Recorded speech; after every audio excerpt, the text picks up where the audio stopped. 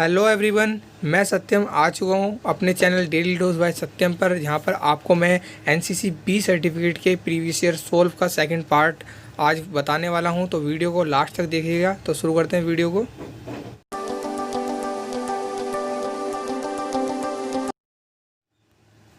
तो शुरू करते हैं आज के पहले क्वेश्चन के साथ। तो पहला क्वेश्चन जो कि आज का हमारा 41 का क्वेश्चन है, तो वो है रॉक क्लाइंबिंग से आप क्या समझते हैं, यानी पर्वतारोहण।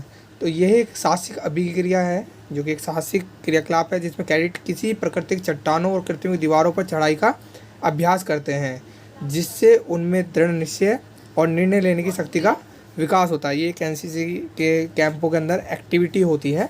तो अब बढ़ते हैं अगले क्वेश्चन की ओर। अगला क्वेश्चन है पैरासेलिंग कितने प्रकार की होती है। तो ये 2 प्रकार की होती है। जलीय, जिसमें पानी के ऊपर जहाँ एक मोटर बोट का उपयोग करते हैं। दूसरी स्थलीय, जिसमें एक जीप द्वारा भूमि के ऊपर पैराग्लाइडर के साथ एक पक्षी की तरह उड़ते हैं। 2 तरह की पैरासेलिंग होती है। अब बढ़ते हैं हम अपने 43 क्वेश्चन की ओर। तो 43वां क्वेश्चन है वर्षा जल संचयन की आवश्यकता क्यों पड़ी। तो वाटर कंजर्वेशन के बारे में बात है। तो बात करते हैं वाटर कंजर्वेशन। पहली बात कि विश्व भर की पेयजल की कमी को दूर करने के लिए, पहली तो है विश्व भर की पेयजल की कमी को दूर करने के लिए। दूसरा, वर्षा जल संचयन मौजूदा सतह और भूजल संसाधनों को बढ़ाने में फ़ायदेमंद होता है, यानी कि जो अंडरग्राउंड वाटर लेवल है उसको बढ़ाने में ये फ़ायदेमंद होता है। तीसरा, वर्षा जल नाली सीवर के माध्यम से बहते हुए और बर्बाद पानी के संग्रहण करने के लिए, यानी कि नाली और नाली के द्वारा जो वर्षा का जल होता है वो बह के चला जाता है और जो ख़राब हो जाता है उसको संग्रह करके उपयोग करने के लिए। तीसरा, भूजल की गुणवत्ता में सुधार लाने के लिए। पांचवा, बिजली की खपत में कमी करने के लिए। तो अगली बात करते हैं, अगला क्वेश्चन, ग्लोबल वार्मिंग से आप क्या समझते हैं। तो बात करें ग्लोबल वार्मिंग की। ग्लोबल वार्मिंग का मतलब पृथ्वी के तापमान का बढ़ना है, क्योंकि ग्रीन हाउस गैसों के प्रभाव के कारण पृथ्वी की सतह का औसत तापमान में वृद्धि हो रही है। ग्लोबल वार्मिंग के कारण जो हम आग वो लगाते हैं और कुछ ऐसे ज्वलनीय पदार्थ जो ऊष्मा पैदा करते हैं, उनके कारण हमारी पृथ्वी की ग्लोबल वार्मिंग बढ़ रही है, जो कि ग्रीन हाउस गैसों के प्रभाव के कारण है। अब बात करें अगले क्वेश्चन की, ऑब्स्टिकल कोर्स से क्या लाभ है। तो पहला है ऑब्स्टिकल कोर्स से कैडेट में साहस उत्साह के साथ उनके भावों का संचार करना। तो दूसरा, विभिन्न लक्ष्यों के मार्ग में आने वाले अवरोधों का साहस से मुकाबला करने की क्षमता एवं कौशल का विकास करना। तीसरा, नेतृत्व संबंधित गुणों का विकास करना। साहसिक क्रियाकलापों के प्रति रुचि का विकास करना।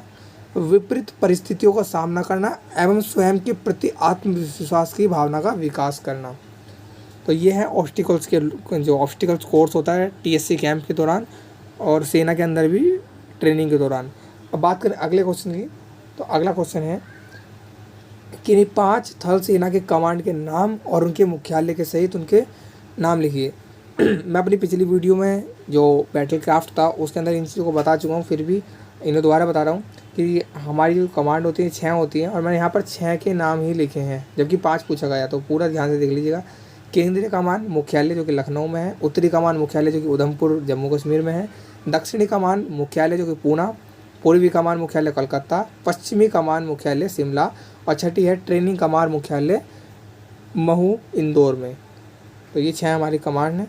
अब बात करते हैं अगले, कंपास के किन्हीं 10 हिस्से पुर्जों के नाम लिखो। तो 10 हिस्से पुर्जे हैं tongue nose, hairline, clamping screw, window glass, direction arrow, thumb ring, prism, eye whole.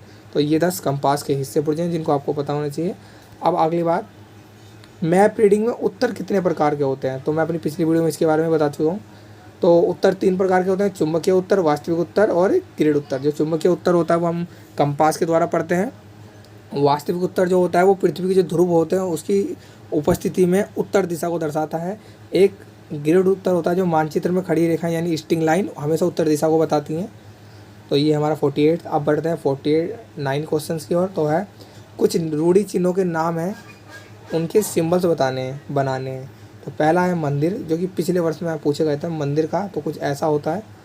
कब्रिस्तान का इस तरह होता है। अगर सिंगल कब्र पूछी जाए तो खाली ये होती है। किला, ये गिरजाघर और युद्ध मैदान। अब बढ़ते हैं अगले क्वेश्चन की ओर। तो चीज़ें क्यों दिखाई देती हैं, मैंने पिछली वीडियो में इसके बारे में काफ़ी अच्छी तरह से बताया था, तो अब बता दूँ। चीज़ें दिखाई देने के 7 कारण होते हैं, 6S1M, जिसमें से छाया, सतह, हरकत, फासला, चमक, तिमिर चित्र और वस्तु का आकार, ये इंपॉर्टेंट है।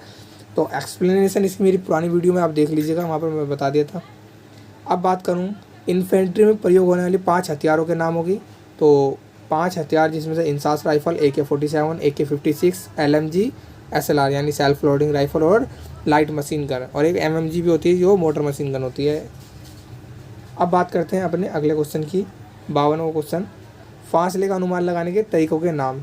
तो इसकी भी मैंने पहले पिछली वीडियो में अच्छी तरह से एक्सप्लेनेशन करी थी, तो बता दूं। ये 6 तरीक़ों से लगाया जाता है, इकाई की सहायता से, ब्रैकेटिंग विधि, के रेंज विधि, हाविंग विधि, दिखाई का तरीका और सेक्शन औसत विधि। अब बढ़ते हैं अगले क्वेश्चन की ओर। तो है 53वां, फासला असल से ज़्यादा क्यों दिखाई देता है।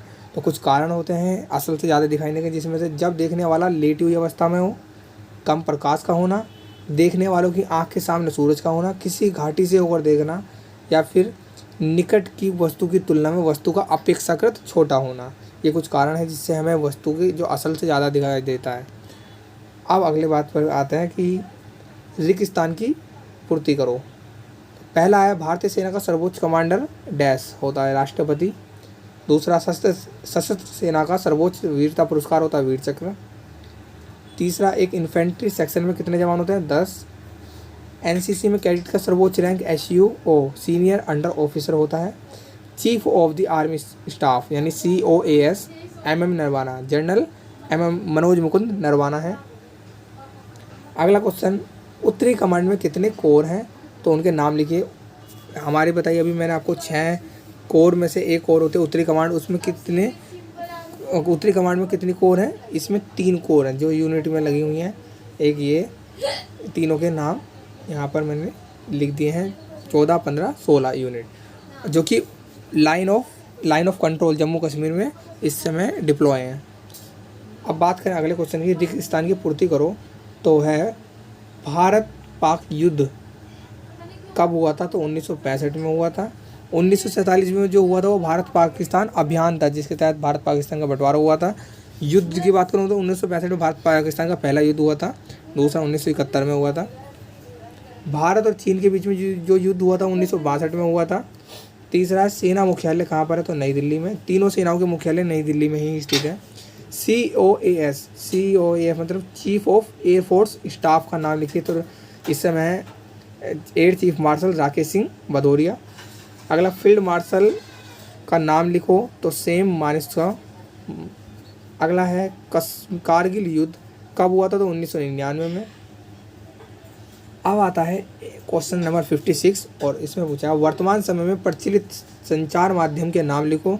तो इस समय कौन कौन से संचार माध्यम हम उपयोग करते हैं, तो जैसे computer, internet relay, internal, gopher, voice, Archie, telnet, electrical mail, teleconferencing, modulation, multimedia, tropo structure. इन सभी के अंदर हमारे मोबाइल कम्युनिकेशन की जो भी यूनिट्स हैं, सब यूनिट्स हैं, सब इसी के अंदर ही आती हैं, जो भी संचार माध्यम के, ये संचार के माध्यम है।